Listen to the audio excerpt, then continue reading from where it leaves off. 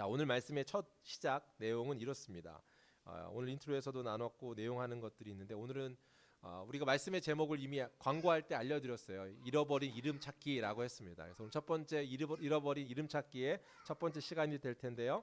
오늘 이름 찾기의 의미를요. 오늘 말씀은 저는 두 가지를 찾을 수 있도록 두 가지로 한번 요약해 볼 거예요. 그래서 두 가지인데 이름 찾기의 의미가 뭔가 오늘 첫 번째 시간 두 가지를 한번 확인해 보겠습니다. 교회마다 성탄절을 하면요, 할 때마다 신호탄처럼 하는 게 있습니다. 성탄을 준비하면서 어떤 걸 할까요? 퀴즈입니다. 교회가 성탄, 다시 말하면 12월이 되면 하는 행사처럼 또는 성탄 준비하는 일들을 하는데 어떤 걸 하는지 혹시 아세요? 네? 크리스마스 트리 장식. 예, 감사합니다. 왜 할까요?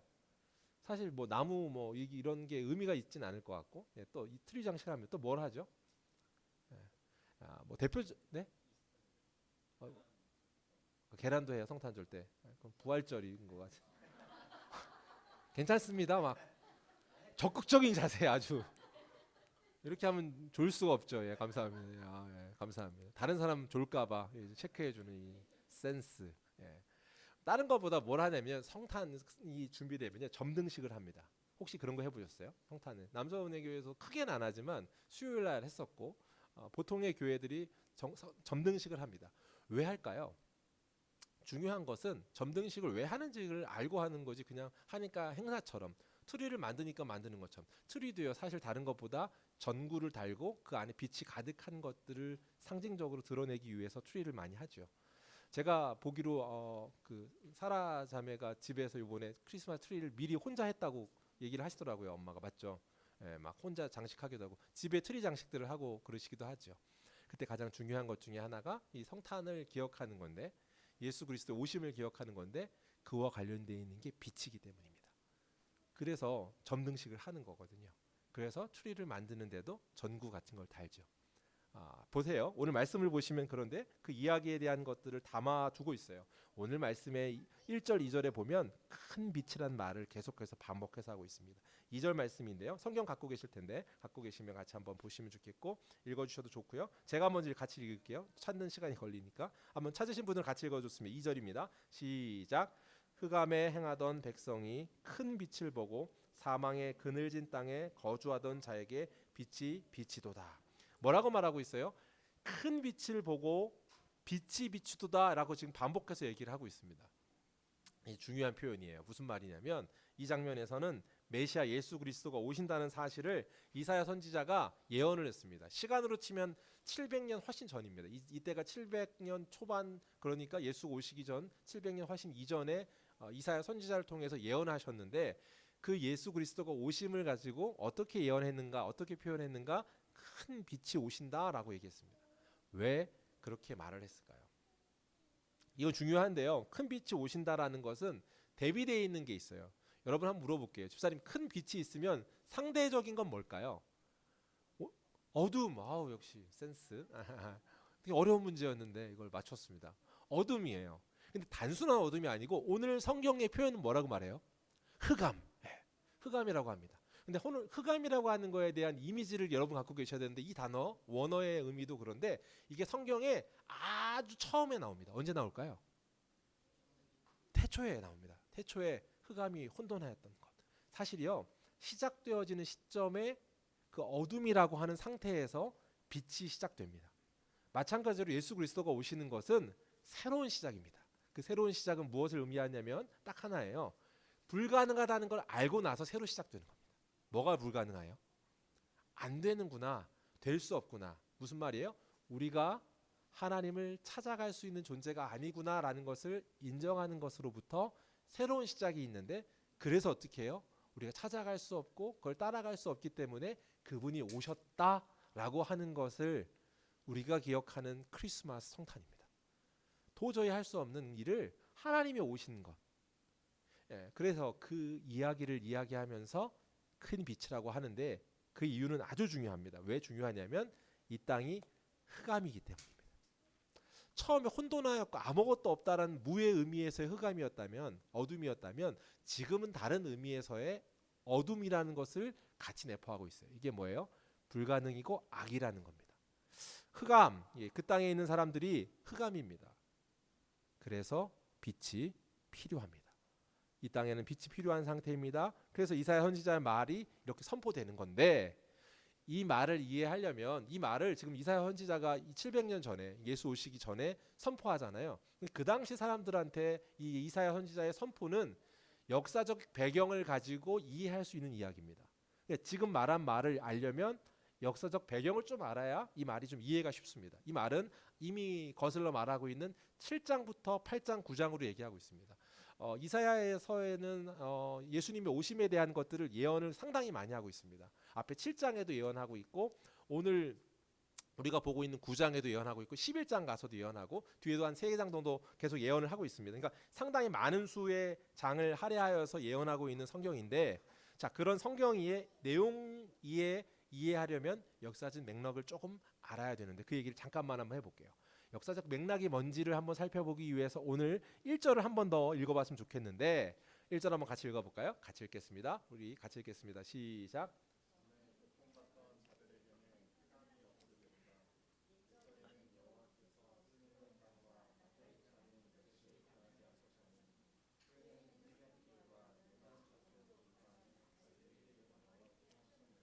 아멘. 예, 고통받는 것과 어둠에 걷어주신다고 하면서 지금 땅을 하나 얘기하고 있어요. 무슨 말이에요? 고통과 어둠을 걷어주실 거야. 큰 빛이 와서 이렇게 얘기하는데, 근데 그러면서 설명을 하는데, 여호와께서 옛적에는 어둠이 그대로 있게 놔뒀는데 라고 말하면서 어느 지역을 말하고 있습니다. 그 땅이 어디예요? 스불론 땅과 납달리 땅입니다. 자, 스불론과 납달리가 뭔가 한번 해볼게요. 지난주에 제가 한번 지도를 한번 그려드렸습니다. 기억하시는지 모르겠는데, 이스라엘 땅을 기억하려고 하면 크게 두 가지 물줄기를 기억합니다. 처음에 여기가 어디예요? 갈릴리입니다. 갈릴리가 제 앞에 여기 요 꽃 있는 데가 갈릴리예요. 여기를 따라서 요단강이 흐르고 저기 예준이가 있는 쯤 되면 저희가 사해입니다. 사해이면서 이쪽으로 해서 쭉 해서 저쪽 러비 쪽을 가면 저희가 지중해입니다. 그럼 가운데 이 레온 형제를 중심으로 이 뒤쪽에 있는 데가 이스라엘 길이 있죠. 이스라엘을 반으로 나눴을 때 처음에는 본디 하나의 이스라엘이지만 반으로 나눠서 우리 집사님 뒤쪽으로는 남유다라고 불리고 이 북이스라엘이라고 나눠서 불리죠. 남북왕국은 나뉘는 시점이 있죠. 자, 그런 시점에서 지금 갈릴리라고 불리는 여기에 바로 옆쪽에 이 정도가 스불론 땅이고요. 여기 위쪽에 있는 제가 있는 이 정도 지역이 지금 납달리 땅입니다. 스불론과 납달리는 지금 북쪽에서 내려올 때 반드시 지나가야 되는 통로 같은 곳입니다. 지형적으로 보면, 자, 이런 지역에 지금 뭐라고 하냐면 이 지역이 어둠이었다라고 말을 하고 있습니다. 이 지역이 왜 어둠이었을까요? 자, 그 이유는 우리가 앞서 이 이야기를 지금 이사야 선지자가 할 때는 앞에 7장부터 얘기를 하고 있는 거잖아요. 7장에 예언을 하나 하고 8장에 예언을 하나 하는데, 그 이야기들을 얘기하면서 그 스토리를 이야기하면서 지금 진행되고 있습니다. 7장에서는 무슨 일이 있었는고 무슨 일에 대한 이야기를 하는가라고 한다면 지역을 좀 알아두면 또 좋습니다. 제가 지금 있는 곳이 여기가 어디라고요? 아까 스불론. 예, 여기가요? 예, 거꾸로신 건데요. 그렇죠. 여기가 스불론. 여기 갈릴리 호수의 옆격에 있는 게 스불론이고, 여기가 납달리라고 했습니다. 스불론 납달리인데, 납달리의 위쪽 지역에 가면 아람이라고 하는 곳이 있습니다. 지금은 없어졌어요. 시리아 지방이고, 그 아람이라고 하는 곳이 있는데, 아람 하면 여러분 그런 도성 들어보셨을 거예요. 유명한 도시가 있는데 다메섹 들어보셨죠? 다메섹 도성이 여기가 아람입니다. 이 땅이 크게 넓게 있는 아람 땅인데, 이 아람하고 북이스라엘이 연합했었어요. 연합하여서 뭘 했냐면, 아수르라고 하는 성경에 나오는 아시리아 뭐 그렇게 불리죠. 그 지역이 있는 고대 근동에 아주 큰 나라 강대국이 있습니다. 이쪽 지역에 있는 거예요. 이쪽이 크게 자리하고 있는데, 그러면 여기가 지금으로 치면 지금 이라크 정도 되겠죠. 이라크 지역입니다. 이 지역에 있는 큰 나라가 있는데, 둘이 지금 아람하고 북이스라엘, 레오니하고 저하고 이 지역에서 합쳐서 뭐라고 해요? 대항하자 이렇게 했습니다. 결정했습니다. 전쟁을 하려고 취하기로 한 거예요. 그때 남유다한테 말한 건 너도 같이 하자 이렇게 얘기했습니다. 너도 같이 하자 했더니 어떻게 해요? 나는 싫어 그렇게 얘기한 거예요. 그러면 끝나면 되는데 그렇게 안 하고, 나는 이쪽이 더 이길 것 같은지 여길 더 의지하는지 어떤 마음에서든 여기랑 더 친해라고 이렇게 얘기해서 선을 그었어요. 그랬더니 어떻게 되냐면 얘네들이 일로 쳐들어가야 되는데 그렇게 안 하고 어떻게 했을까요? 남으로 쳐들어간 겁니다.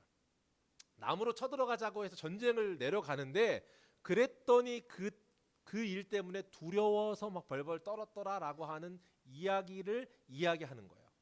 북이스라엘의 그 당시에 이 베가가 왕이었어요. 베가가 왕이었고 저 아람은 르신이라고 하는 왕이 있었는데 르신과 베가가 힘을 합쳐 내려갔다라고 성경이 기록하고 있습니다. 제가 그게 7장에 나오는데 제가 한번 읽어 들어볼게요.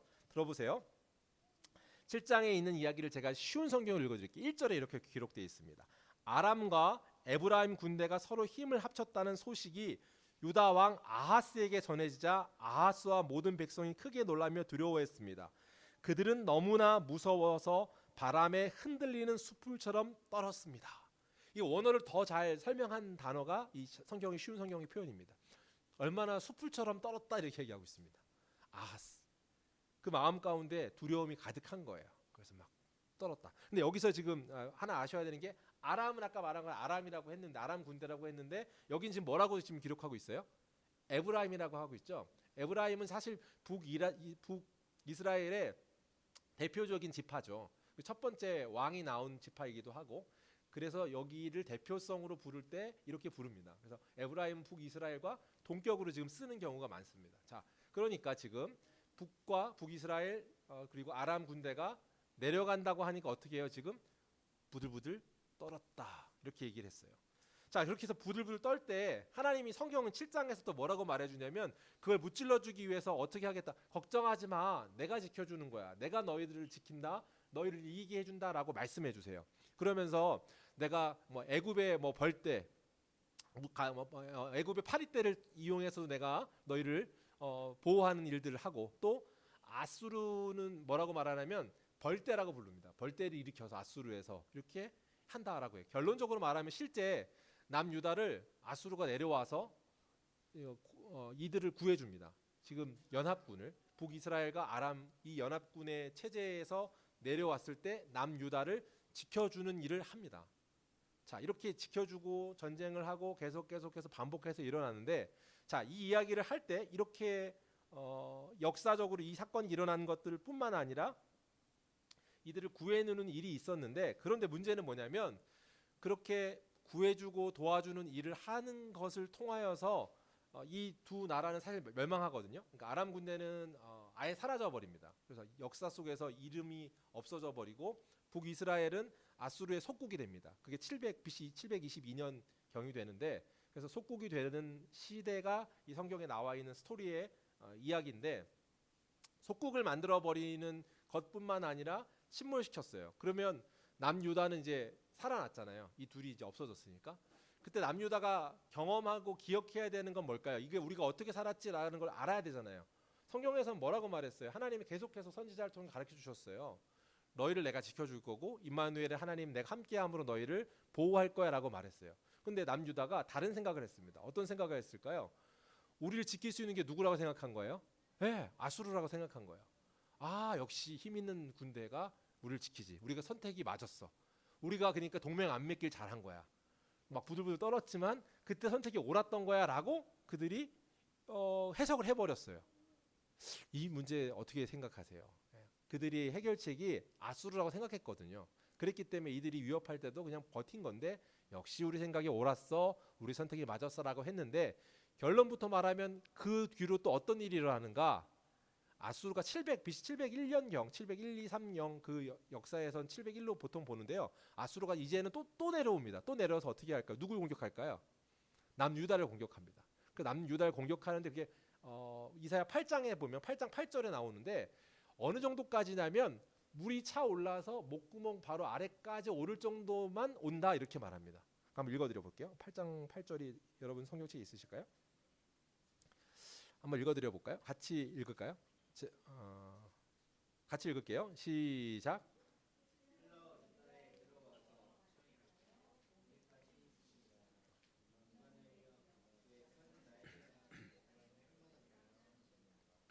네, 뭐라고 말해요? 물이 차서 휘가 마서 어떻게 되는 거예요? 유다에 흘러 들어오는데 목까지 온대요. 물이 목까지 차면 어떻게 돼요? 숨을 쉴 수 있죠. 그러니까 죽진 않아요. 그들이 쳐들어오지만 죽진 않지만 너희를 그만큼 다 피폐하게 만들어. 그래도 임마누엘 하나님 때문에 그곳에 있어. 이런 이야기를 해주고 있는 겁니다. 자, 보세요. 목까지 차는 이유는 있습니다. 이 역사상이면 이때가 아니라 멸망하는 시대는 722년, 701년이 아니고 이거 722년 멸망했지만 701년에 공격을 달았어도 아수르에 멸망하지 않고 아수르 밑에 여기가 아수르면 성진이 옆쪽 저쪽에 되는 나라의 민족이 크게 막 커지는 나라가 있었습니다. 그 나라가 어딜까요? 바벨론. 네, 맞습니다. 바벨론이 크고 결국에 586년에 이제 남유다가 멸망합니다. 그 586은 외우시고 72는 좀 외워두시면 기억하기 좋습니다. 근데 586년 그 저 어떻게 외웠었냐면 옛날에 컴퓨터 386, 486, 586 그렇게 있잖아요. 그죠? 그 586입니다. 그래서 586년 컴퓨터 맞나요? 예, 586, 예, 486 뭐 세대 막 이런 게 있었는데 쓸데없는 얘기를 했습니다. 자, 아무튼 예, 남유다가 이제 그 나중에 멸망하게 되기 때문에 그때까지 남아 있는 거예요. 자, 넘어와요.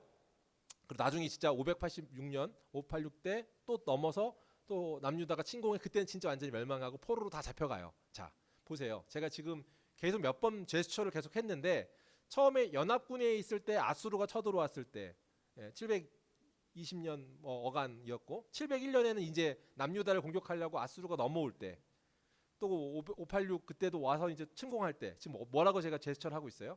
계속 어떻게 들어가요? 쳐들어갈 때 이렇게 들어갈 수 없고요. 이렇게 들어가야 돼요. 그럼 어디를 지나갈까요? 네, 스불론과 납달리. 스불론과 납달리는 어떤 곳일까요? 매번 지나갈 때마다 짓밟히는 곳이에요. 매번 그곳에는 황폐하고 매번 아픔과 고통이 있고 눈물 마를 날이 없는 곳이에요. 그래서 이 땅을 어둠의 땅이라고 부르는 거예요. 이 땅이 통로거든요. 무조건 공격하면 외세의 침입을 받아요. 우리가 북에도 보면 그 뭐 있죠? 북의 끝에 보면 여주 이 땅이 이제 외세의 거란족 뭐 역사적으로 넘어올 때마다 항상 여기를 짓밟고 오잖아요. 거기는 어떻게 해요? 편안할 날이 없는 거예요. 마음이 어때요? 맨날 불안해요. 두려움 가운데 있어요. 그런 곳, 고통이 많은 곳, 많이 당한 곳, 평화가 없는 곳이라는 것을 지금 어둠의 땅이라고 말하고 있고 어둠이 있다라고 말하는 거예요. 그걸 오늘 성경에서 뭐라고 말하면 옛적에 그랬더라라고 얘기해요. 그럴 수밖에 없는 곳이었지. 그런데 그곳에 큰 빛이 오면 그 평화가 임할 것이고 그 짓누름과 억압으로부터 자유하게 된다라고 말하고 있어요. 그래서 예수님이 이 땅으로 오십니다. 사실 예수 그리스도께서 그래서 성경에 오실 자라고 하고 큰 빛이 온다 그러고 나사렛에서 자란다라고 말씀하시잖아요. 나사렛 예수라고 불리잖아요. 이 갈릴리 지방에서에 있는 이 지역대 일대가 지금 그러니까 나사렛이 여기 포함되어 있거든요. 이 지역에서 예수 그리스도가 사시는 거예요. 나타나시는 거예요. 큰 빛입니다. 자, 그런데 그곳이 아까 말한 그 어둠에서부터 큰 빛으로 인해서 회복되어지고 자유케 한다라고 표현하면서 어느 정도까지라고 말하고 있냐면 1절에 보면 그 표현을 뭐라고 말해요? 지중해로 가는 길까지래요. 그러니까 여기서부터 여기 갈릴리 호수잖아요. 갈릴리로 끝나는 게 아니에요. 어디로? 지중해로 가는 쪽까지. 지중해는 어디라고 그랬죠? 저기가 지중해라고 했잖아요. 저 로비 쪽이 저 지중해라고 했잖아요. 여기서부터 이쪽 방향으로 얘기하고 있고 요단강 건너편 쪽이라 그러면 어디예요? 이 강을 기준으로 이쪽까지 또 이렇게 무슨 말이에요? 이 일대 전역이 얼마나 큰 빛이냐면 단순히 고기 한 점을 빛되게 하는 게 아니라 어둠으로 물들어 있는 그곳을 다 회복하게 한다라고 구체적으로 지금 갈릴리 전역을 이야기해주고 있습니다. 사랑하는 성도 여러분, 예수 그리스도 크리스마스 그분의 예언되어짐은 이렇게 어둠을 몰아내는 일입니다. 고통 가운데 있는 암흑의 문제, 우리가 넘어지는 그 문제를 회복하게 하는 줄 믿습니다. 그런데요, 인생에 있어서도요, 이건 한 나라 역사의 스토리라고 하지만 인생의 주기에도 여러분한테 어둠이 찾아오는 시기들이 있습니다. 우리가 무너지고 낭망하게 하고 내 마음의 평화를 앗아가는 일들이 있어요. 그런 일이 있지 않으신가요? 영적으로 해석해보면 이런 거예요. 나한테 항상 이 문제만 오면 내 마음의 평화가 없어져 버리는 거. 아까 말한 것처럼 그곳에서의 어떤 고통 당하던 거라고, 고통당하는 땅이라고 했잖아요. 그런 것처럼 나한테도 이 문제가 나에게 첫 관문처럼 납달리와 이 가스불론 같은 일이 있습니다. 어떤 일이 여러분의 방금 말한 평화를 깨트리고 넘어뜨리게 하는 일일까요? 여러분은 마음에 좀 평화롭지 못할 때 그때 어떤 일이 여러분을 항상 이 문제만 이 사건에만 있으면 내가 좌절하게 되고 실패하게 되는 일, 그런 일들의 경험들이 있으신가요? 한번 떠올려 보세요. 근데 그 문제가요, 내가 다른 어떤 방법으로 해결하려고 해서 해결이 되지 않더라요. 문제가 있어서 문제를 해결하려고 하는 걸 도리어 가져다 쓰면 도리어 그 문제가 해결되는 게 아니라 또 다른 악이 되는 거예요. 마치 남유다가 지금 하나님께서 지금 해결해 주겠다라고 말씀하시고 내가 너를 지킨다고 말했는데 그게 아니라 아수르 짱 이랬단 말이에요. 아시리아가 맞았어라고 얘기하면서 어떻게 하냐면요. 아수르가 여기 이제 아람을 정복했잖아요. 아람에 아까 무슨 도성이 있다고 그랬죠. 제가 무슨 도성이라고 그랬죠? 다메섹. 어우 집사님 역시 어우 진짜 스마트 하시네요. 다메섹 도성이라고 했잖아요. 여기가 침공을 했잖아요.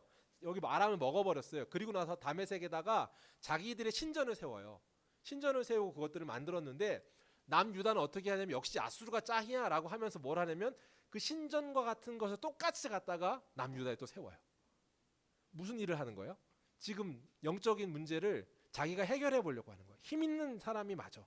사람이 나를 해결해 주지라고 해서 손을 내밀고 그것을 해결책으로 생각했는데 그렇지 않다라고 하는 것을 가르쳐주고 확인시켜주는 일이 지금 이사야서의 이 배경 가운데 이 이야기가 진행되고 있습니다.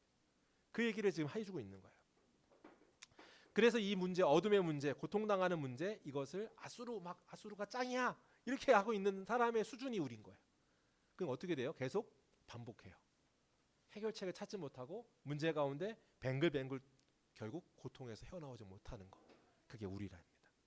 그런데 우리가 그런 상황, 근데 이 일들을 설명해 주기 위해서 오늘 성경 지금 9장의 1절부터 이렇게 기록되어 있어요. 근데 9장의 1절을 보면 오늘 성경 1절을 보면 그러니까 원래 원어 성경을 보면요. 이게 9장 1절이 아니라 8장 23절로 되어 있습니다. 붙어 있기를. 근데 이걸 역사로 옮겨 적으면서 9장 1절로 했어요. 왜 그랬을까요? 원래 종이에 적혀 있는 그 파피루스에 써 있는 대로 그냥 갖고 있어야 되는데 거기서 떼서 나중에 장절을 붙일 때 거기가 아니라 이쪽으로 옮겼대요. 왜 그랬을까요? 반전 때문에 그래요. 앞에 있는 스토리와 여기 반전. 그래서 그 이후로 그냥 이걸 9장으로 갖고 가요. 원어 성경을 보려고 하면 여기 안 붙어 있어요. 그래서 원어 히브리어 성경을 보면 앞에 붙어 있더라고요. 그래서 원어 사전을 찾아봐도 그렇고. 자, 근데 그 이유가 뭐냐? 반전 때문인데 사실 9장 1절에는 여기엔 안 나와 있는데 우리 개역 개정에는 안 나와 있는데 접속사가 하나 붙어 있어요. 접속사가 붙어 있어서 그 말을 하고 나서 이렇게 얘기해요. 그걸 현대인 성경은 번역을 했어요. 읽어드려 볼게요. 1절을 어떻게 번역했냐면 그러나 고통하는 자들에게 언제나 절망과 어둠이 계속되는 것은 아니다. 스불론 땅과 납달리 땅이 한때는 하나님의 멸시를 받았으나 앞으로는 지중해 동쪽 요단강 서편에 이방 사람들이 사는 갈릴리가 영원롭게 될 것이다. 어둠의 땅이었고 고통받을 거고 결국 586년에 바벨론 때문에 망할 거야라고 예언하는 것을 8장에 계속 예언했단 말이에요. 그때 공격이었어 망할 거야라는 얘기를 하고 있었는데 그렇지 않아라고 얘기해 주는 게 오늘 성경에 이야기 나온 거예요. 그리고 나서 이 장면을 설명해 주는 이야기 그 장면에 접속사가 붙어 있다고요. 반전이 그러나라고. 괜찮아요? 확실히 말 잘하죠. 발음이 엄청 좋아졌어요. 자, 오늘 성경 보면 NIV 성경은요 이걸요 여기 접속사를 번역을 뭐라고 했냐면 nevertheless 이 단어를 썼어요. 이건 뭔 뜻이죠 이건요? 네, 그럼에도 불구하고. 네. 이게 더 사실 잘 번역한 것 같아요. 그러나보다는 그럼에도 불구하고요. 너희가 실수해. 너희가 또 실수해. 하나님이 맞는데 아수르 짱 이러고 있어. 근데도 다시금 기회를 줬어. 근데 결국 마지막 바벨론이 586년에는 완전히 멸망하게 할 거야 라는 것을 이야기해줘요. 그죠? 그 얘기를 하고 나서 뭐라고 말하냐면 그럼에도 불구하고 이렇게 얘기하고 있습니다. 그럼에도 불구하고 큰 빛이 온다. 그럼에도 불구하고 큰 빛이 온다는 건 불가능했던 일인데 그 불가능한 일을 이루신다라고 얘기하는 거예요. 자, 보시죠. 이제 메시아의 예언을 하고 있는 이 장면을 보면 되는데 예수님이 빛으로 오셨다라는 것을 설명하고 있는 이 장면의 이야기를 한 번 더 살펴보면 좋겠습니다. 자, 오늘 성경에서 지금 살펴보면 예수님이 빛으로 오셨다는 것은 이 사건을 기억하고 스토리로 알아야 된다고 했습니다. 자, 이해가 되셨나요? 이 스토리, 이곳. 자, 그러면 빛으로 오신 데에는 그럼 이유가 있습니다. 아까 말한 것처럼 그 땅이 어둠이었기 때문이라고 인정하는 건데 그 어둠이라고 하는 것은 다른 의미가 아니라 고통받고 있어, 압제당하고 있어 라는 의미도 있지만 그보다 더 큰 의미가 뭐예요? 지금 남유다가 계속하는 것처럼 뭐예요? 구제불능이라는 거예요. 야, 그렇게까지 알려줬는데도 모르니라고 하는 거예요. 계속 해줄 거야. 근데도 모른다. 결국 빛이 오셔야 했어요. 그 말은 어둠이었다라는 말은 결국 우리는 우리 스스로 이 어둠의 문제를 해결할 수 없습니다라고 하는 것을 인정해야 하는 겁니다. 그래야만 새롭게 시작이 됩니다. 아까 성경을 처음 얘기한 것처럼 어디에 이 흑암이라는 게 있었다고요? 창세기 어디요? 1장에 나온다고요. 예, 태초에 그 어둠이 있었는데 빛이 있으라라고 한 것처럼 시작한 것처럼 결국 예수님이 시작해 주셔야만 가능한 것. 그래서 예수님이 이 땅에 오신 것, 빛으로 오신 이유입니다. 빛으로 오셨어야만 합니다. 새롭게 시작하시는 것. 동시에 이 창조가 시작된 것처럼 아기 예수로 오셔서 빛이요 아기 예수로 오셔서 회복이 일어난다. 그 회복이 어디까지 일어나는가? 성경에 한번 스토리가 계속 나와요. 3절 한번 같이 읽어볼까요? 같이 읽겠습니다. 시작. 주께서 이 나라를 창성하게 하시며 그 즐거움을 더하게 하셨으므로 추수하는 즐거움과 탈취물을 나눌 때에 생각해 보세요. 추수할 때 기쁨이랍니다.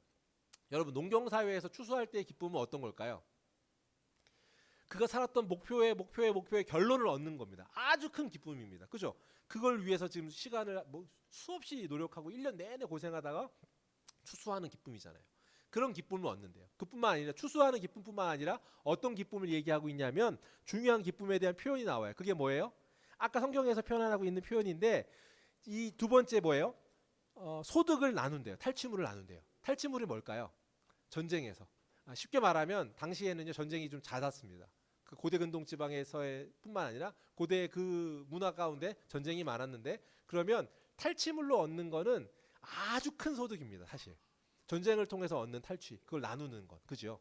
큰 소득인데 여기는 큰 소득을 얻는다는 이미지도 갖고 있지만 또 하나 소득 그러니까 큰 탈취물을 전쟁에서 이긴 걸 나눈다는 건 전제가 뭐예요? 전쟁에서 이겼다예요.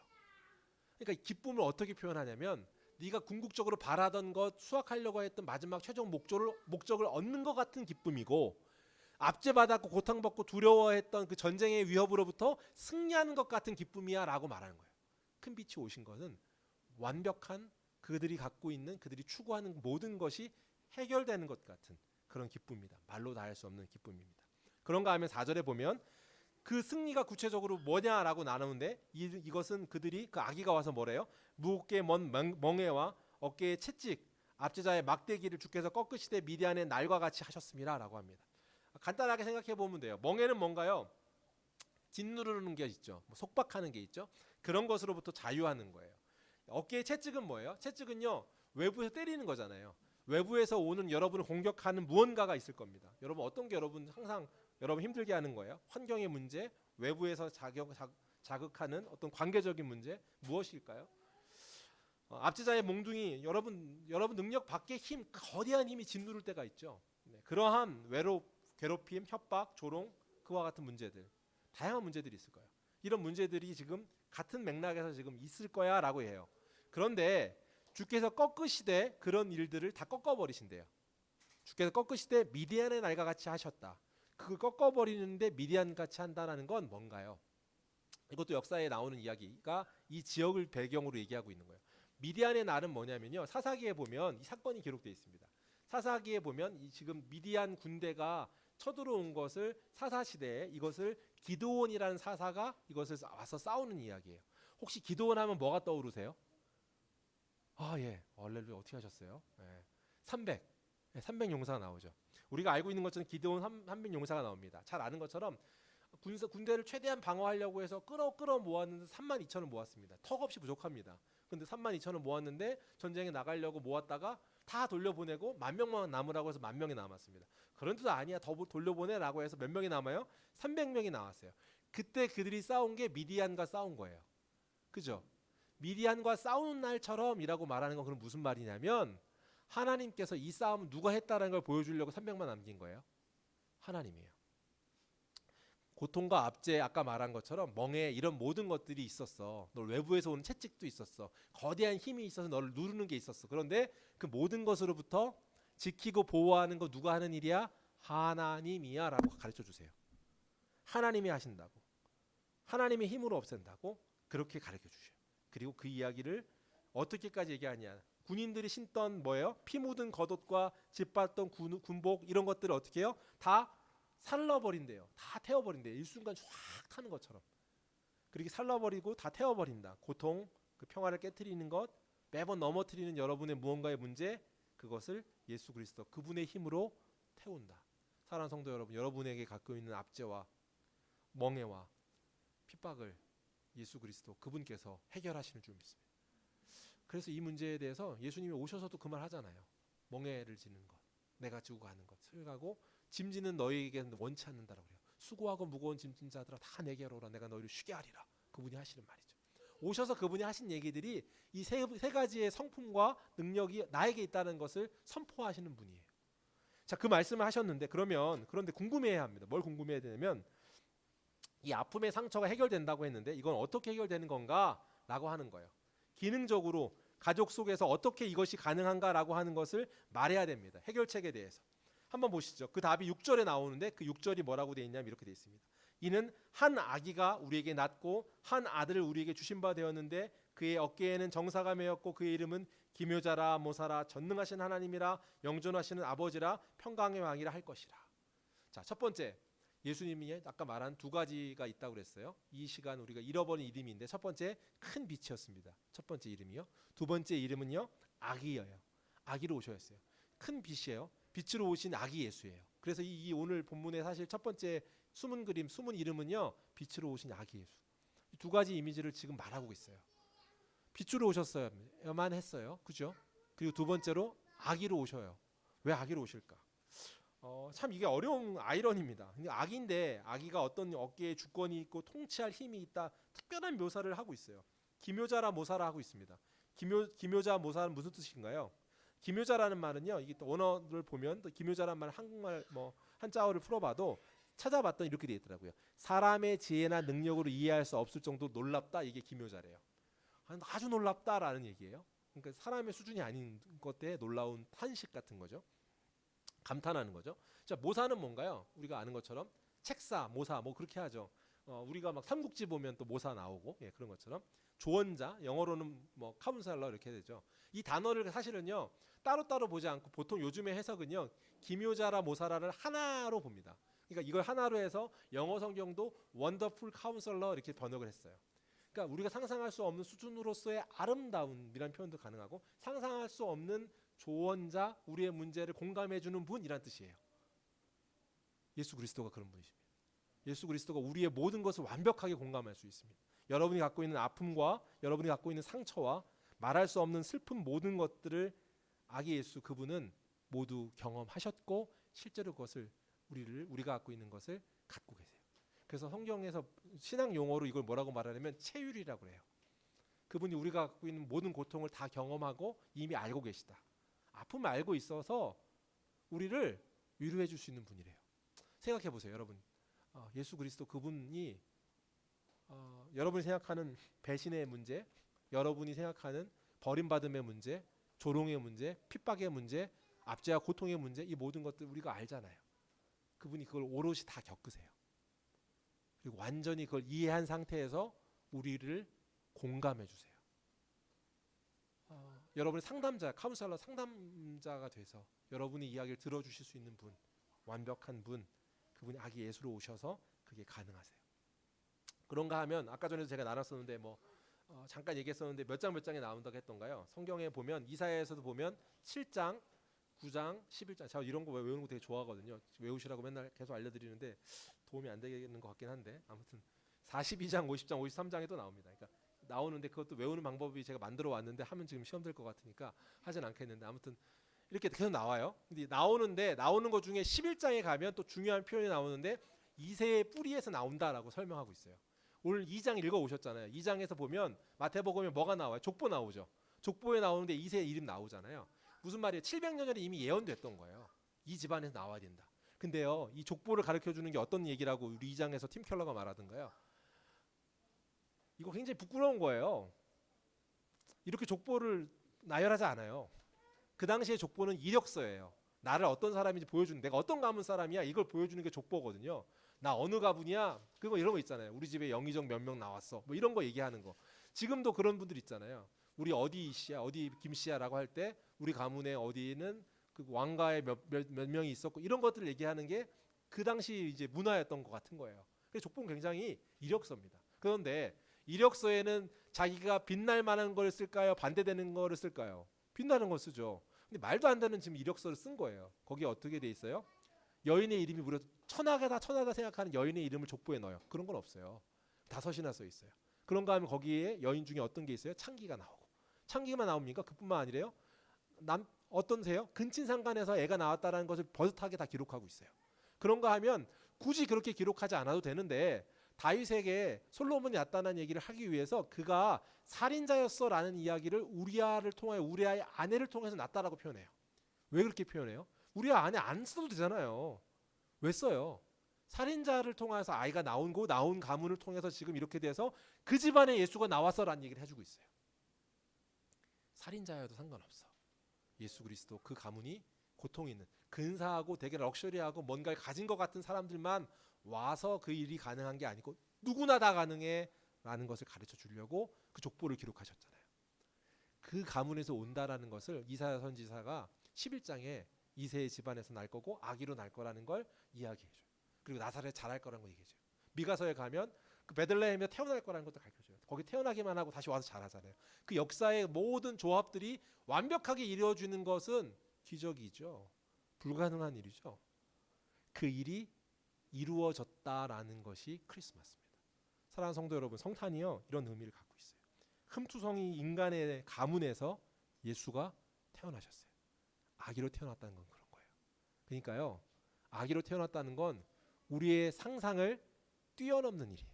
아니 다시 말하면 우리는 그렇게 안 할 것 같은 걸 이라고 하는 것만 골라서 하셔서 태어나게 하셨어요. 왜 그랬는지 모르겠어요. 연약함의 상징인 아기잖아요. 왜 그렇게 했어야 됐을까요? 왜요? 왜 특히 이렇게 좀 부끄러움 많고 흠 많은 참 그 이게 유대 문화에서도 근친상간은 정말 그렇잖아요. 근데 그게 버젓이 그 집안의 그런 상황 가운데 애가 태어났다는 걸 계속해서 기록해요. 그 중에 여인의 이름은 창녀잖아요. 이방인이 무려 3이나 포함되어 있어요. 여인들 중에. 그러니까 적통도 아니에요. 막 혼혈에 막 이렇게 정말로 슬픔과 아픔과 상처가 많은 가문이라는 걸 반복해서 얘기해줘요. 왜 그럴까요? 나약함이에요. 사랑하는 성도 여러분, 이런 중요한 사건을 지금 선물로 설명하면서 비치시고 아기 예수로 오신 분이라고 가르쳐 주셔요. 그런데 궁금증이 하나 생겨요. 선물로 왔는데 이 선물을 왜 못 받는가? 저는요, 이제 앞에 있는 지금 이 내용은 팀 켈러 목사님이 쓰신 책보다는 좀 다른 내용을 제가 많이 더 풍성하게 해야 되니까 나눴다면 제 마지막 결론에서는 이 말이 참 의미 있게 다가왔고 제가 도전을 받았던 내용이에요. 팀 켈러가요, 우리가 선물을 받는데 쉽게 받아들이지 못하는 이유에 대해서 소개해 주셨어요. 그 이유는 참 재미있는데 제가 한번 인상적인 대목인데 한번 읽어드려 볼게요. 이렇게 설명했어요. 선물의 성격상 자존심을 삼켜야 할 때가 있다는 것이다. 친구가 준 선물을 막 까봤단 말이에요. 선물을 받는데 책이 2권 있었대요. 그 책이 무슨 책이에요? 하나는 무슨 책이에요? 다이어트하는 법이 적혀 있는 책이에요. 또 하나의 선물이 있었어요. 그 책은 뭐예요? 이기심을 퇴치하는 법이에요. 책 선물 2개를 받았는데 이 선물한테 고맙다 감사하다라고 인정하려면 뭘 인정해야 되는 거예요? 내가 뚱뚱하다는 걸 인정하는 거고 내가 이기심 많다. 뚱뚱하고 이기심 많은 사람이야 라는 걸 인정해야 돼요. 그래서 이 선물이 어때요? 쉽게 받아들여지기가 쉽잖아요. 이 선물 맞아? 라고 하는 불쾌함이 들어요. 사실 내 상태는 맞거든요. 뚱뚱하고 이기심이 많은 사람일 거예요. 근데 그걸 인정하고 싶지 않아요. 그래서 선물을 선물로 받아들이기가 쉽지 않은 거라고 얘기해요. 이 말은 무슨 말이냐면요, 빛으로만 오셔야 되는 이유는요, 우리가 모두 죄인이라는 걸 인정해야 하기 때문이에요. 우리는 우리 스스로 불가능한 존재라는 것을 인정하는 것에서부터 선물을 받아들일 수 있어요. 그런가 하면 우리의 생각과 우리의 방식이 아니라 초월자의 하나님, 우리가 도저히 상상할 수 없는 방식으로 그분이 운행하신다는 걸 인정해야 돼요. 우리는 지금 막 돼야 되는데 왜 안 되지 이렇게 더뎌지는 것처럼 느껴질 때가 있죠. 야, 이거 진짜 이거 왜 안 돼? 답답해라고 하는 거. 왜 이때 안 되죠? 라고 하고 의문 생기는 거. 근데요, 아기 예수로 오신 분, 그런 가문의 혈통에서 태어나게 하신 분, 그 모든 게 집약하는 게 뭐예요? 너의 상상을 뛰어넘는 하나님이래요. 이걸 인정하는 거예요. 말씀을 정리하겠습니다. 빛으로 오신 예수님입니다. 첫 번째, 빛으로 오신 예수님. 이 사실은 어둠의 시대, 우리가 어둠 가운데 있다는 걸 인정하고 하나를 인정하는 거예요. 내가 도저히 닿을 수 없는 것. 그래서 그분이 오셨다. 빛으로 오신 예수를 인정하는 겁니다. 내가 어둠이라는 사실, 도저히 올라갈 수 없는. 그래서 오셨다는 걸 인정하는 거예요. 두 번째, 그러면 아기 예수로 오셨다는 거. 도저히 내가 상상할 수도 없는 방법으로 그분이 승리하신다는 사실을 인정하는 겁니다. 내 생각의 기준대로 재단하는 것이 아니고요. 내 생각의 그것 방식이 아닌 초월하신 하나님 방식으로 하신다. 그러니까 이때 왜 안 돼요? 이때 왜 이런 일이 있죠? 라고 하는 게 아니라 하나님의 뜻이 있다라고 인정하는 거예요. 이게 크리스마스의 의미입니다. 사랑하는 성도 여러분, 성탄의 의미가 회복되는 2023년 성탄이 되길 소원합니다. 예수 그리스도 이름은 사라져버리고 크리스마스라고 하지만 이름만 남아있을 뿐 이제 무의미한 우리에게 그냥 명절, 쉬는 날로 되어버린 그 시간이 다시금 새로워지는 저 여러분 되기를 주의 이름으로 축복합니다. 꼭 이 말씀이 필요한 사람들이 있지 않겠습니까? 이 소식이 필요하지 않겠습니까? 예수 그리스도 그분이 완성자로 오셨다는 사실, 이건요 아까 말한 것처럼요 내 상상에서는 안 이루어지는 것 같은데 오셨다는, 아기 예수로 오셨다는 그 사건 자체만으로 이미 그분이 약속하신 모든 게 이루어졌다는 것을 내포하는 거예요. 같은 거예요. 동격인 거예요. 사랑하는 성도 여러분, 성탄의 의미가 회복되어 기쁨이 감사가 되는 저 여러분 되기를 주의 이름으로 축복합니다. 이 시간 한번 기도하면 좋겠습니다. 오늘 주신 말씀을 떠올라서 한번 기도할까요? 이 시간 사랑하는 성도 여러분, 여러분에게 주시는 마음은 무엇입니까? 여러분에게 주시는 마음, 각자에게 주시는 하나님 음성에 반응하며 한번 기도하면 좋겠어요. 하나님 주시는 음성 반응하길 원합니다. 이 세상에 큰빛 예수 그리스도를 통해서 어둠을 물리치는 일을 감사합니다 라고 오늘 말씀을 떠올리며 받은 은혜와 감사의 기도를 한번 올려드립시다. 함께 한번 기도합니다. 기도하겠습니다. 사랑과 은혜의 하나님 아버지 감사합니다. 주님 하나님, 죄악된 수송이인 나에게 도저히 하나님 아버지 구제불능한 나에게 내 죄악이 너무나 크기 때문에 불가능한 나에게 하나님 은혜로 아버지 이 자리에 오셔서 우리에게 하나님 함께하여 주시는 것 감사합니다. 주여 나의 죄를 용서하여 주시고 늘 넘어지고 실패하는 그 아버지 아킬레스건 같은 거, 그 아킬레스건을 납달리 스불로 못 넘어가는 나의 영역에 하나님 찾아오셔서 그 어둠을 맑게 해주신다고 하셨습니다. 나의 납달리와 스불로 어둠의 그 징표가 사라지게 허락하여 주시고 하나님의 은혜로 아버지 회복되어 줄 수 있도록 은혜 허락하여 주시옵소서. 주님 하나님 함께하여 주옵소서. 아버지 사랑하는 성도 여러분, 이 시간 한 번만 더 기도하면 좋겠어요. 여러분 이 믿음의 선물을 받으셨습니까? 아직 받아들이지 못한다면 참 내 마음에 불편한 선물이어서 그래요. 이 두 가지를 받아들이셔야 합니다. 빛으로 오신 예수, 내가 죄인이다를 인정하는 겁니다. 아기로 오신 예수, 내 상상을 초월하는 그분의 방법이 있다라는 것을 인정하는 겁니다. 사랑하는 성도 여러분, 한 달간 진행되는 잃어버린 이름 찾기를 통해서 예수 그리스도를 선물로 소유하는 더세움교회 성도님들 되길 소원합니다. 그러면서요 동시에 잃어버린 이름 찾기를 진행하면서 이 소식이 꼭 필요한 우리 주변에 가족입니까? 다른 누구입니까? 있지 않겠습니까? 그들에게 빛으로 오신 아기 예수, 잃어버린 이름 찾기, 이것이 소개되게 허락하여 주시옵소서. 예수 그리스도가 온전히 전달되어지는 크리스마스 성탄이 되길 소원합니다. 우리 이 시간 이 두 가지 제목, 여러분 가족의 누구입니까? 떠올리는 사람을 위해 기도해 주시고요. 여러분 아직 받아들이지 못했다면 빛으로 오신 예수, 내가 죄인입니다를 인정하는 것, 아기로 오신 예수, 내 상상을 초월하는 분의 방법입니다라는 걸 인정하는 것, 그 인정함을 하나님 나에게 허락해 달라고 간구하며 기도하며 나아갑니다. 함께 기도합니다. 기도하겠습니다. 사랑과 은혜의 하나님 아버지 감사합니다. 주여 하나님 아버지 은혜 허락하여 주십시오. 주여 하나님 아버지 은혜를 허락하여 주소서. 오늘도 이 자리에 하나님 아버지 부어주시는 말씀에 은혜가 우리를 샘솟게 하며 새롭게 하며 살리는 은혜로 나타날 수 있도록 도와주시옵소서. 주님 도와주시옵소서. 주여 역사해 주시옵소서. 주님 아버지 충만케 해주시옵소서. 주님 아버지 우리가 하나님께서 믿음의 선물을 받을 수 있도록 허락해 주시옵소서. 아버지 잃어버린 이름 찾기를 통해서 우리 선물을 아버지 소유하고 우리가 되게 하시고 더세움교회 성도 되게 하시고 이 소식이 꼭 필요한 자에게 전달되어질 수 있도록 그리스도 빛으로 오신 예수가 온 세상에 전파되어 줄 수 있도록 역사하여 주시옵소서.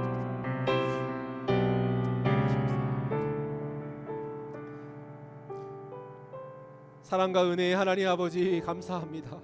하나님, 우리에게 하나님 빛으로 오신 아기 예수가 그냥 아버지 들려지는 그냥 사실이 아니라 우리 때문에 오셨다는 사실 때문에 감격하길 소원합니다. 하나님, 우리가 죽을 수밖에 없는 추악한 인생에 죄악 가운데 있다는 사실을 인정하는 것이 불편한 일인데, 그 불편한 일을 넘어섰을 때 말로 다 할 수 없는 그 문제의 해결자 되시는 당신이 모든 것을 해결하시는 평안과 기쁨이 탈취물을 사단 마귀로부터 싸워 이겨서 빼앗긴 것을 되찾는 기쁨인 줄 믿사오니, 그 기쁨을 소유하는 우리가 그토록 바라던 참 평안의 추수의 열매를 맺는 것처럼 그토록 바라던 것들이 소유되어지는 기쁨이 소유되어질 수 있도록 주님 은혜 허락하여 주시옵소서. 이 복된 소식이 꼭 필요한 사람에게 전달되어지길 소원합니다. 한 사람 한 사람 더세움교회 성도님들, 한 달간 진행되는 잃어버린 이름 찾기의 이 이야기들이 우리에게 다시금 찾아지게 허락하여 주시고, 찾아짐의 결과를 통하여서 선포하고 전달하고 또 전해지는 복된 우리 모두 될 수 있도록 주님 역사하여 주시옵소서. 오늘도 하나님, 우리가 나누는 나눔이 하나님 기뻐하시며 드리는 예배가 하나님의 온전한 예배 되길 소원하며 기도하며, 오늘 돌아가는 발걸음의 성도님들의 삶 가운데 예수 그리스도 아기 예수로 빛으로 오신 그분의 은혜가 동행의 의미로 아버지 새겨지는 복된 인생 한 주간의 삶 되도록 축복하여 주시옵소서. 이제는 우리 구주 예수 그리스도의 은혜와 하나님 아버지의 크신 사랑하심과 성령님의 함께하심이 오늘 함께하는 모든 예배 성도들 가정 위에 이제로부터 영원토록 함께 있을지어다. 아멘.